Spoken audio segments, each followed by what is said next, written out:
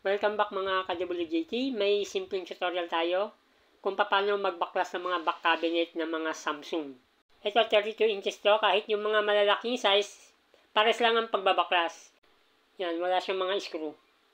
Naisipan kong mag-share ng ganito kasi meron nagtatanong sa atin kung paano nga ba binabaklas to. Ngayon sa simpleng paraan na makatulong tayo kahit paano.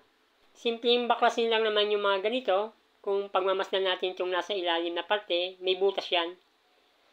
Tapos dito rin sa kabila, may butas din. Pwede tayong magsimula dito magbaklas, dyan sa butas na yan. Pwede rin dito sa kabila. Ngayon, ang kailangan lang natin ay yung toothbrush na.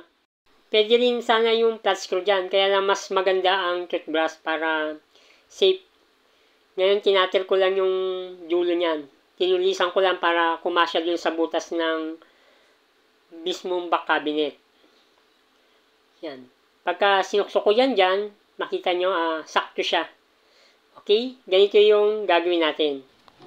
Sa pagbabaklas nito, dito natin pwedeng simulan.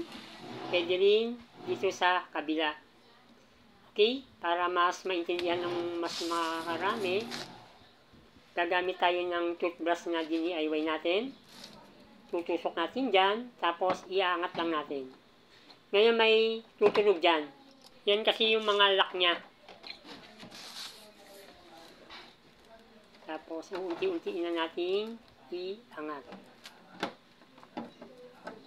Kung saan na yung kakalas yung pinaka-lock nya. Okay. O pwede rin sana tayo dun sa kabila, pwede naman tayong dumiretso rin dito sa itaas. Halos pares lang din naman yun. Okay? Alas na siya. Ganun lang kadali magbaklas ng mga Samsung na LED TV. Okay? Thank you po.